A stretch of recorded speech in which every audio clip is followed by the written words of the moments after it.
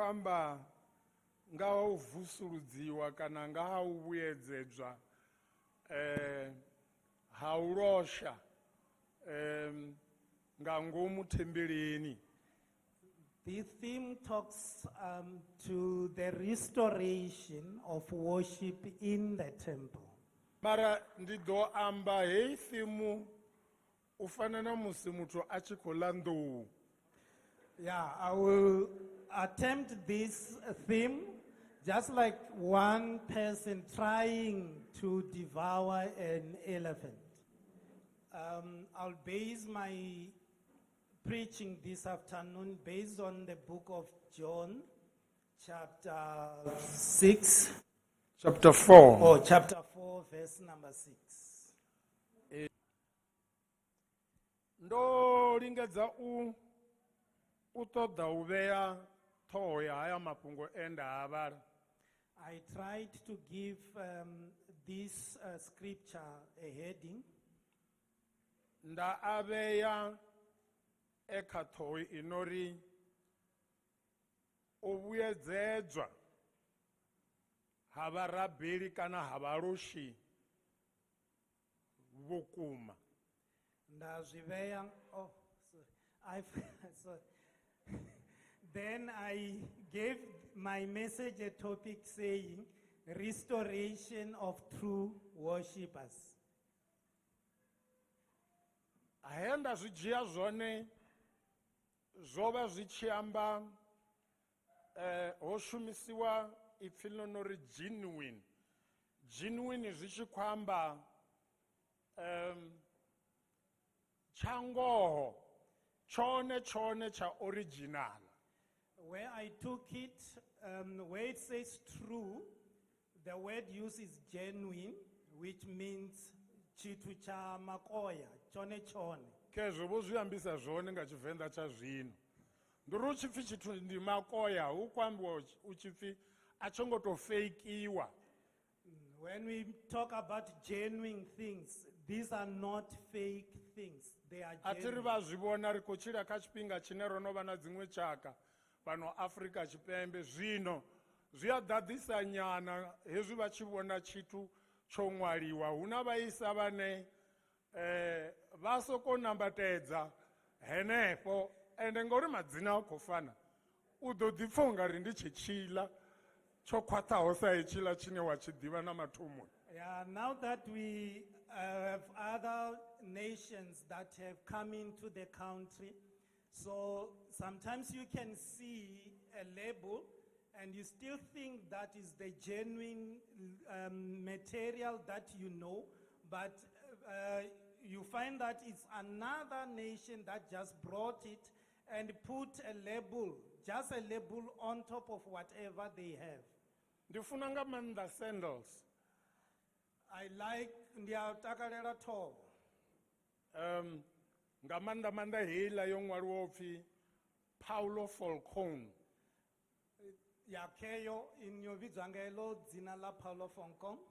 Zwino ndi tshi yo renga ndi khou ḓi vhona dzina ḽi khou fana mara zwo mmangadzaho ndi zwa uri heiḽa sendele ndo no renga sendele dza mufuda onouḽa heiḽa a yo ngo fhedza ṅwedzi. I went to another shop and bought. In my imagination, I thought I was buying the original, the same type I used to buy, but I was surprised. This one didn't last for a month. Heiḽa nthu yo mmangadza ngauri dzina ndi ḽeḽiya ende i tshi thoma u ṱahala ṅwedzi u sathu fhela i khou tou runguluwa hoṱhe hafha phanḓa ya runguluwa ende thi ngo khukhula matombo. What surprised me is that the name is the same, but with this sandal, before the end of the first month, then there's the sewing came out, and I didn't hit against rocks or stones, and I was surprised what happened. Rika tshifhinga tshino tshetsho na nḓuni ya mudzimu hune vhaloshi a ri tsha tou vha na vhuṱanzi uri vhaloshi vha vhukumakuma vhone ndi vhafhio. We are in the same age, even in the church, where we no longer sure who is the true worshiper amongst all these. Ngauri muṅwe na muṅwe a fara tshigomboza a imisela zwanḓa nṱha a ri ḓi pfa uri na ene ndi muloshi. Because when somebody takes a drum and starts to sing nicely, we think they are also worshippers. Zwino vha ḓo to zwi pfa muvango wa hone u tshi pfala zwori hai arali muthu o imba phanḓa a tshi vho imba hu si tshena maipfi ane ra pfa soko uya vhuya uya vhuya uya vhuya. Ndi uri vha ḓo zwi pfa zwori zwo vhuya ri khou zwi pfa mara hezwi zwithu Then you will then discover when you go through the rhyme that there is no message. Then the person just starts to repeat the same thing, uya buya, uya buya, and you don't even get where this song is going. Wa tshi nga ḓi vhudzisa uri vhaloshi vha vhukuma hone vha tshe hone na mara phindulo i nga ri kana hai. One can ask whether we still have true worshippers or not. The answer may be yes or maybe no. Ngauri vhaloshi vha vhukuma vha tshe hone. Because we still have true worshippers. Hu to kanganyisa fhedzi hezwi hono bvelela na havha vhane ndi dzi fake worshippers. The confusion is brought about when uchivo vana hava va diitisa. Una tshifhinga tshine wo u tshi nga pfa ungari kani kereke yo to wa tshitoko nga vhaloshi. Sometimes one asks himself whether the church is bankrupt in terms of these true worshippers. Ngori zwa vhukuma vha tshimbila fhethu hunzhi vha wana hu tshi khou pfi hu khou roshiwa vha ḓo pfa vho ḓaḓa nga maanḓa uri na uyu muthu na ene u wela kha tshipiḓa tsha vhaloshina ngauri vha tshi mu sedza vha tshi mu ṱhaṱhuvha vha pfa uri ya ho vhifha tshoṱhe. Because when we move around from churches to churches and you find a group worshiping, then and you look at the person, you try to analyze, to think, then you end up asking yourself, is this one also a worshipper or what's happening?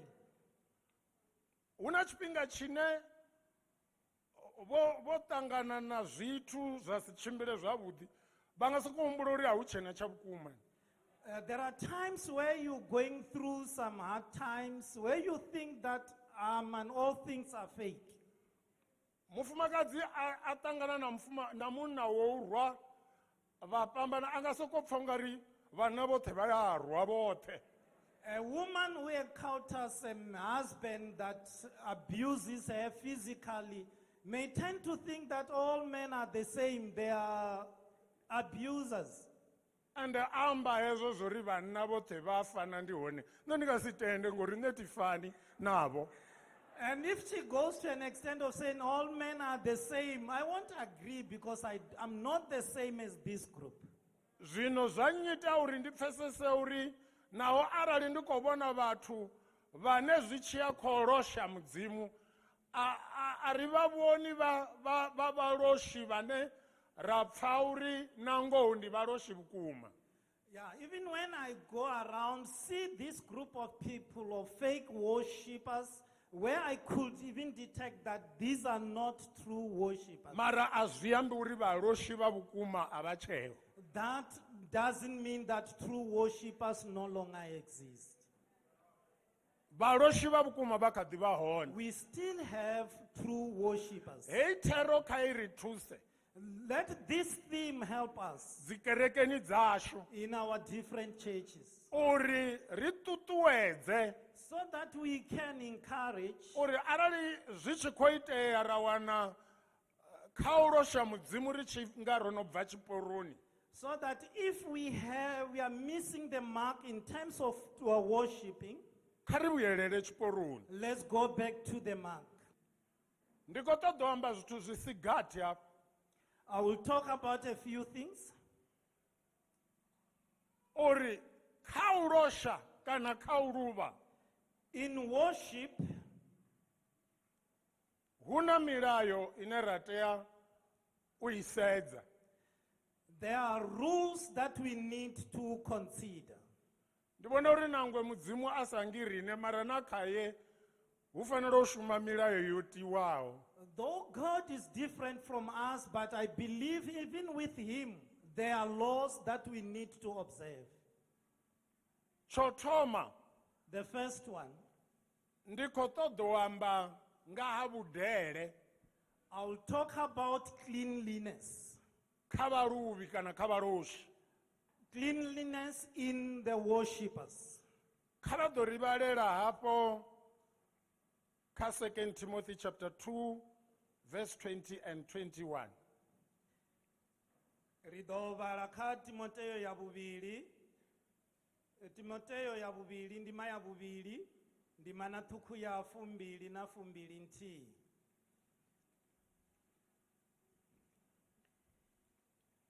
Nduni khulu a huna midziyo ya musuku fhedzi na ya tsimbitsetha fhedzi na ya thanda na ya vumba i hone, miṅwe ndi ya u huliswa, miṅwe ndi ya u ndi i nyadzwaho.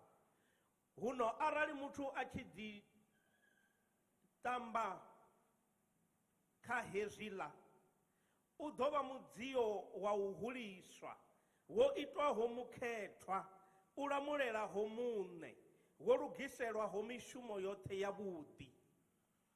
Kha itshi tshipiḓa ndi khou ṱoḓa uri ri sedze kha uri u tshi khou yo losha mudzimu, not necessarily ngauri u kha worship team, ndi na vhone hune vha vha hone vha tshiya phanḓa ha mudzimu u losha. Ipfhi ḽa mudzimu ḽi sumbedza uri vha funa u thoma vha sedza uri vho kunana. In this part, I want us to look at us approaching the throne of God for worship, whether you are a member or a non-member of the worship team. But when you approach the throne, you need to look at whether you are clean enough to go there.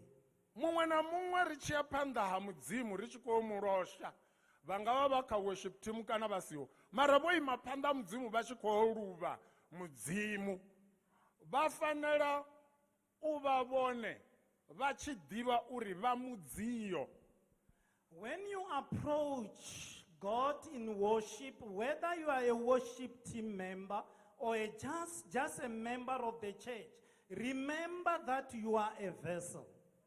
Ngauri vha tshiya u losha kha mudzimu vha nga mudziyo wo faraho zwioro.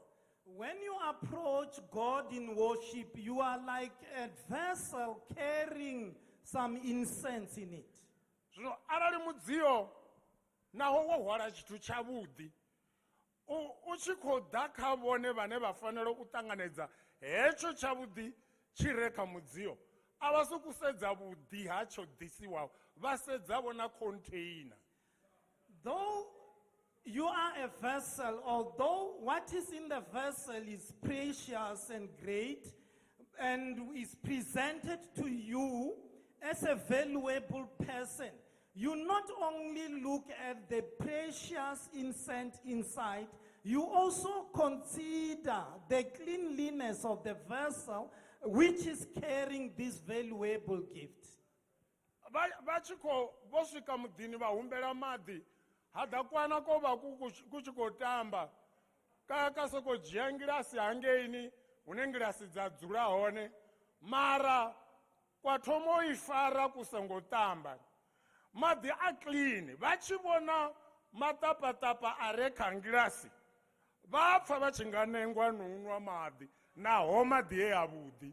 If you ask for water and a little child who was playing outside rushes into the house, grab a glass, a clean glass, pour clean water in it, but without washing her hands, she will grab it with all the dirt. When you look at the clean water there, but the appetite and the thirst will disappear just because of the dirt that is in the vessel. Arali vha sa tou vha na ḓora ḽi no khou tou dina, vhaṅwe vha lenga u farwa nga tsilingwani, vha nga wana vha sa nga nwe zwi tshi khou bva khou ri o ḓisiwa nga tshithu tsho tou ita haniho. Some people are easily, they are nausea, And because of this debt, instead of drinking the water, they feel like, no, if it's not serious, this threat is not serious, they may not even grab it because they will throw it out. Mavuru vana murero une wa re hunger as the best cock. Koyo murero, Nduri hoyo murero u khou amba uri arali vhone vha na nḓala vha nga ḽa tshiṅwe na tshiṅwe. hunger is the best food. In other words, when you're hungry, you can take anything as food.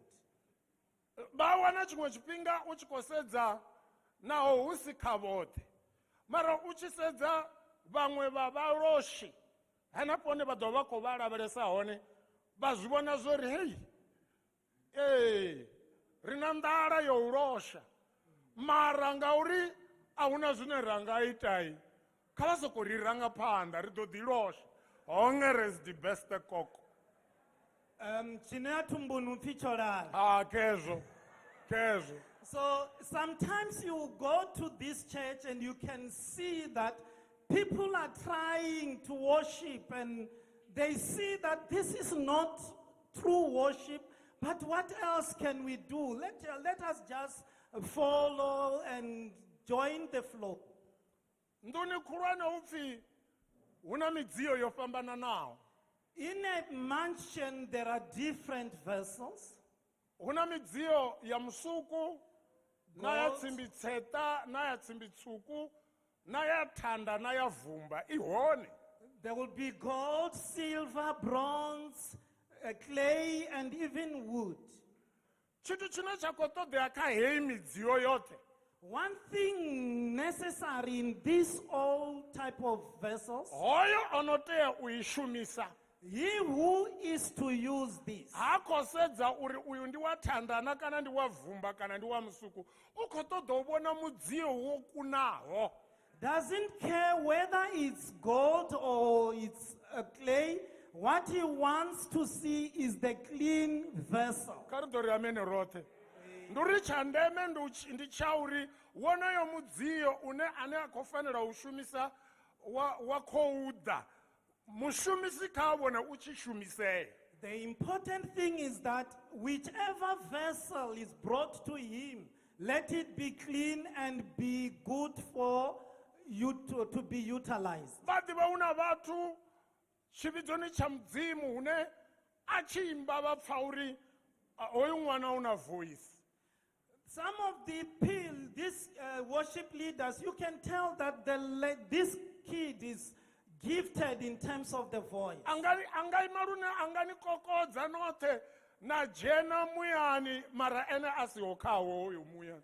She can take you very far, but herself remaining behind. Mudziyo na musi u wa musuku Even if the vessel is made of gold, wa vha na tshika vha nga si kone u shumisa zwavhuḓi. if it's dead, you can't use this profitably. Mara mudziyo na musi wa vha thanda Even if it's a wooden vessel, kana u wa vumba though it's a clay vessel, vhakale vha zwi ḓivha vha vha tshi ḽela kha ndilo na kha dzindongwana. Ndilo ndi ya thanda, ndongwana ndi ya vumba.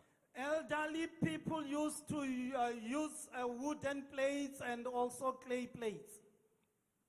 Vhakegulu vha ḓo u ṱanzwa uḽa mudziyo wa thanda vha wana na musi u tshi khou ḓiseliwa vhuswa ha hone hu vhutete hu kha mudziyo wa thanda vha zwi pfa hu tshi tamisa. Yeah, the old ladies will cook, prepare food on these clean wooden or clay vessels, and you enjoy watching the food and you enjoy even eating the food. Mara mudziyo wa thanda wa wana khegulu ya ndiri ya vhuya ḓa mara nduri vha tou vhona nga u sokou ḓisiwa ḽiṅwe danda ḽo koriwaho ḽa vheliwa khaḽo na vhone vha pfa appetite yo ṱuwa. If the old lady just grabs this wooden plate, brings food, even if the food is delicious, but by mere looking at the vessel, it then takes all out your appetite. I ipfi la mudzimu leri muthu kha thome u ḓiṱamba kha hezwo. The Bible says, please, you need to cleanse yourself from all these. Ande a zwo ngo to ambiwa zwa vhaliwa ngori zwiṅwe zwi nga si vhalee kha musi, mara hapfi u tshi ṱoḓa u vha mudzio u no takadza mushumisi muthu kha ḓiṱambe kha hezwo zwoṱhe. These things were not listed because maybe some of these things were not going to be easy to mention.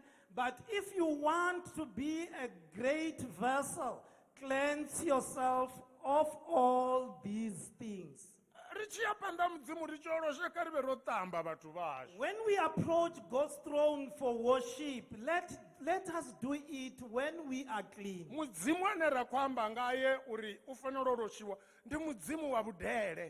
This God we're talking about is a clean God. vaisraele va tshi ri khou ṱoḓa mu vhona mudzimu wa ri a thina problem ya u vhoniwa mara zwino ṱoḓa mbona zwi funa u vha zwo thoma zwa ṱamba. When the Israelites demanded to see him, he said, I don't have problem seeing you or you seeing me, but when you approach me, make sure that you have washed yourselves. va vhudziwa pfi ṱambani ni kuve ende mudzimu wa ri ni songo ṱamba luthihi ndi ri vhege yoṱhe ndio tamba uchikuva uchitamba uchikuva mudzimu ari ndikofuna badi nichimbona ndo zwo nina mbilelo yo ḓa phanḓa mara hei mashika tipfani nawo. He said to the Israelites when they demanded to see him, I don't have problem you seeing me, but you must go and wash, clean yourself, wash your clothes. And it was not only to be done once, for the whole week. You clean, you wash yourself, you wash your clothes for the whole week. Because he said, I don't want to meet unclean people. God expects praises from us. But before we approach his throne,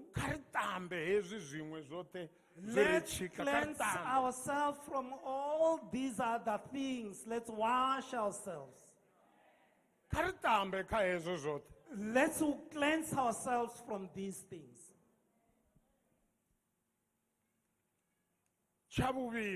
The second one.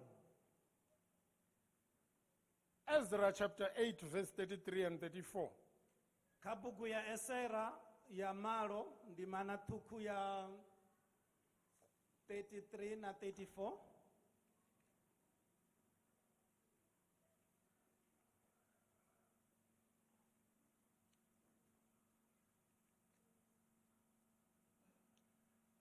Ezra chapter 8 verse 33. Boy wana kha vha ḓo ri vhalela yone.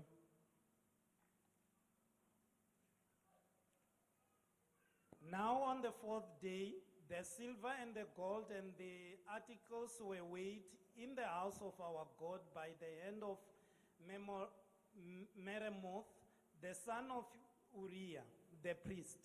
And with him was Eleazar, the son of Phinehas. With them were the Levites, Josaphat, the son of Jeshua, and, am I reading the correct one? Okay. The son of Jeshua and Noadiah, the son of Binu, with the number and the weight of everything. All the weight was written down at that time. The children of those who had been carried away captive, who had come from the captivity, offered burnt offering to God of Israel. Okay. Zwino nda khou ṱoḓa u amba hafha ndi zwa uri sa mudzio uno khou isa zwioro phanḓa ha mudzimu muṋe washu mudzio u funa u vha na tshileme. What I want to emphasize here from the scripture that we read is that as a vessel that is presenting this precious incense to God, it must have weight. Weight ri sa khou tou amba hei ya zwo ambiwa hafha ya tshileme cha dzi kg ri tshi khou amba uri kha vha ri vho ima phanḓa hashu vha tshi khou ri leader in worship ri pfe na vhone va tshi pfala vha na tshileme. When we're not referring to weight as in the mass, yeah, the weight of a person, but we are saying when you are worshiping, when we listen or you leading us, we must see value in you.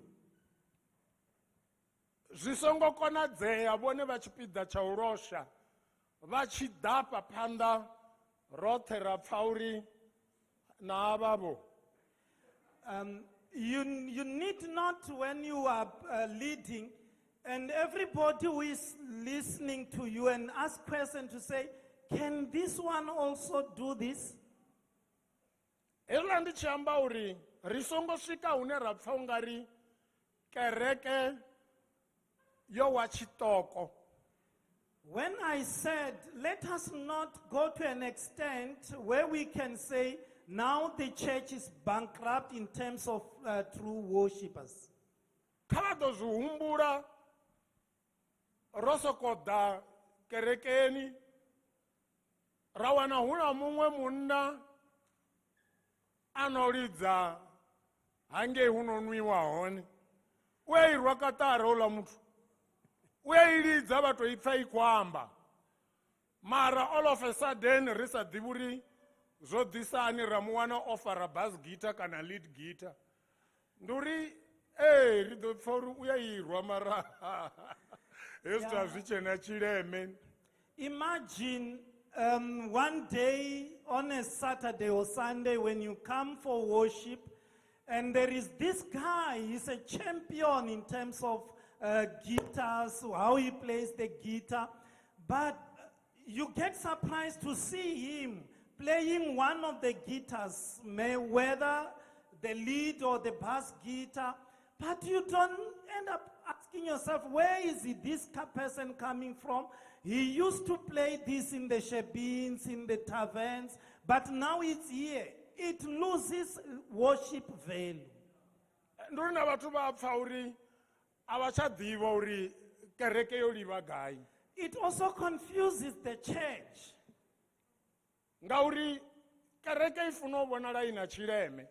The church must be seen to have its own value. Na midziyo yayo ine ya ṋekedza ngayo zwioro I funa u vhonala I ya tshileme. Even the vessels the church uses to present this incense before God must also have value. Ri songo nga hu khou losha vhathu vhane ra nga ri tshena ndi uri havha vha sa vha hone kha heyi thimu. A si khwine ro tou vhanda zwanḓa ngauri ri sathu vha na hezwi zwithu ra khou ḓi vhanda zwanḓa gereke ya dzhena.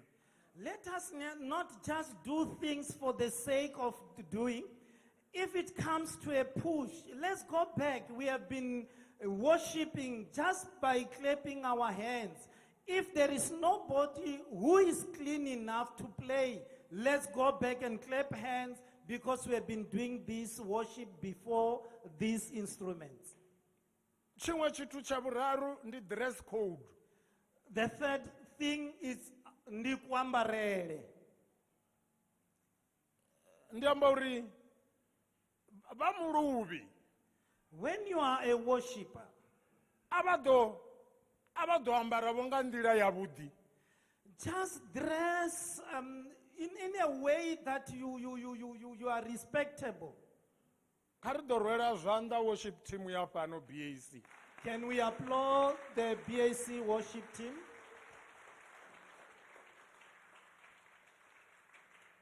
A thi athu ḓa fhano nda wana ho ambarisiwa zwiṅwevho. I have never come here and find them dressed somehow. Ni tou ambara tshizioni tsha vhukuma. Today, at least, you are dressed like the real apostles. Havhala vhathu ri songo amba ndi khou amba mazioni tota. Now we're talking Ti- genuine Zionists. Avewo no basterea. You guys are not longer the real Zionists. Mazioni vha vhukuma The real Zionists, ndi uri vha tshi ya kerekeni when they go to their services, ni nga si vha sole. You will never see anything that you can blame from their attire. Amen. Ndi khou amba ngoho vha nga si vha sole. You will not blame anything. Vha nga ḓi tou vha kha zwiṅwe vha songo ṱamba kha hezwi ḽa mara kha dress code. But you may, okay, find some sports somewhere, but when it comes to their dress code, they excel. Ngauri mufumakadzi wa muzioni arali zwa soko itea aya mulindoloni a sina tshiambaro tsha mulindelo u funa u vha na luṅwenda kana ana thaula ha suku tshina a songo kanyela. A Zionist woman, even if they're going to their night vigils, if it happens that she forgot to put on the dress for the occasion, she'll rather put something around herself, a towel or a cloth. She can't just go and dance just like that. Vha ḓi ṱhompha kha uri ndi nga si ḓe hafha phanḓa nda tshina ndi kha mbonelelo i si yavhuḓi. They respect themselves and they know that I can't go to the stage and dance when I'm not worthy. Ri songo vha kha fesheni lune ra pfa uri mudzimu hana ndavha ri tshi khou mulosha na kuambarele kwashu u tou vha na ndavha na uri ro imisa zwanḓa ra ṱavha mikosi ra lila miṱodzi na maduda. Let us not be fashionable in that even when we come to his throne, we dress anyhow and we say God doesn't care how we dress and he only cares when we raise our hands and then we cry and saliva and everything, mucus mixed with your tears. That's what God wants. It can't be. Vhone vha muloshi vha tshi ḓa ngeno phanḓa When you approach the throne, roṱhe ro vha lavhelesa we are looking at you when you ascend the stage. and arali vha songo ambarisa zwone vha ya ri bvisa kha muya wa u losha. And when you not dress properly, you're taking us out of worship. Thi khou amba na vhone. Am I not talking to you? Ndo amba ndi tshi thoma nda ri zwi nga ḓi vha ṱokonya. I told you I may provoke you. Mara kha ri ḓo ri tshi ḓa phanḓa murena ri vhonale na kuambarele kwashu ku tamise. When we come before God, let us be presentable and be admirable. Vha songo ri vha tshi vhono nyanyuwa vha khou imba dzine vha fanela u tshina vha vha khou tsitsa tshiambaro tshine tsho guma henefhaḽa vha ḓa natsho tshi hone. It can't be that when you are now excited, you want to dance, you're now trying to pull the same skirt. You knew it. It's halfway to your knee and you're pulling it down. Tshi ḓo vhuya tsha vulea arali tshi songo patekanyana na tsha nṱha musi. So if it's not a dress and it's a piece, and you will end up taking it even off. Imagine. Nṋe ndi ḓo amba thi upfi ndi mukalaha zwiṅwe na zwiṅwe. Allow me to talk, man. I'm an old man, so old men talk all these things. That's why we love you. U ya I lidza hoyu bururu. Hei nthu. Okay, here is a young man. He excels, man, when he plays this organ. U lidza lune a nga I diana nga ri ku ḓa vhavha a isa nge a vhuisa. Mara hezwi ro mu lavhelesa o ambara tshigina. He can play this thing, he can use his elbow, whatever. But when he's wearing a piercing or an earring, hey. Ndiko zwi ḓivha zwori ri khou pfa uri tenda a khou lidza mara muthu wa munna o ambara tshigina a phanḓa mudzimu a khou losha. U ri fhe tshiṅwe tshifanyiso ngori zwigina hezwiḽa zwi na meaning. Cha nḓevhe ya tshaula tshi tshoṱhe tshi na zwine tsha amba. Cha monde tshi tshoṱhe tshi na zwine tsha amba. zviginda zviviri kamuthu wa munna zvina meaning yazvo na zvone. Imagine this young boy, he's playing, he has got an earring, and it makes us think otherwise. Because all these earrings have got meanings. One on the right-hand side, it has its own meaning, different from the one on the left, and which is also having a different meaning from one who is having two earrings. Omuthu uyaimba nga maanḓa uimba lumwe mara chiambaro chawe kechi tsho guma henefha. Bawona ndakala hone. This woman has got a beautiful voice. She sings nicely, but she has a working stomach out or what crop. Ndori zviya ri bvise hezvila zvithu. That takes us from focusing on real and true worship. Rito diva ri korosha mara ari kotorosha roya chote robuya khavo bone. We are trying to worship, but when we try to worship, the eyes goes there, and it always goes there. We are trying, but True worshippers must be decent. varuvi vavukuma kavave na mbonalelo kwayo. Ari korika kavambare zvine vapanda vave presentable vasongori vari dzhie attention ibve kamudzimu ide kavone. When you are worshiping, make sure that you are presentable. Don't take the attention from God and bring it to yourself because of how you dressed up. Abe bamwe votoda zvezvino nduni ya mudzimu. Some of you are still new converts. You just joined that, just very soon. Mwana wa mudzimu koyo otanganedza murena ochidzva mara achivona hezvi zviyamuhumisira murahu wangi.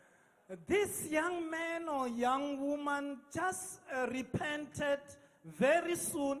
Now he or she sees these things. This thing will take him or her back, man.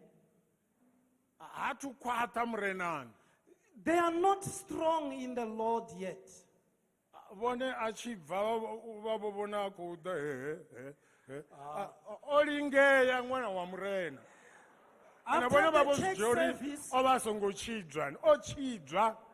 after the church service, this young man then approached this young woman and will talk and propose. It's not because the young man is not saved. He is saved, but you led him to temptation. The whole service.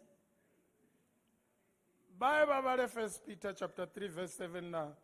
2 Timothy chapter 2 verse 9. Paulo oba ako adresa vafumakadzi vagereke achikuvasumbedza uri ni ambare nga ndira ine isongoshonisa ngori vafumakadzi bava chivuso kuambarisa zvimwevo. In these two scriptures, Paul was addressing the issues around the dress code because women in those days were just dressing anyhow. So he had to address it. You can go and read the two scriptures at home. Karido uyorosha mudzimu ngahei ndira inera kufunziwa ngayo mara uchikoshuma milayo yotiwa.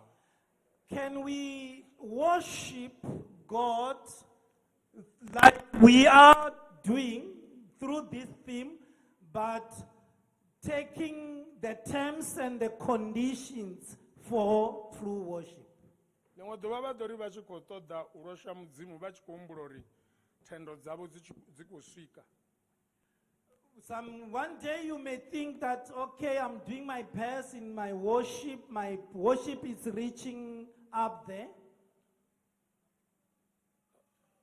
Varumwa vavo vofanira votanganedza tendo dzavo na mirosho yavo. And the angel were expecting your praises and your worship up there to receive your worship. Penduro yari, the number you have dialed does not exist. And the answer, yari, vone, lutingo lwe ba lu diela, no ba hone aluho.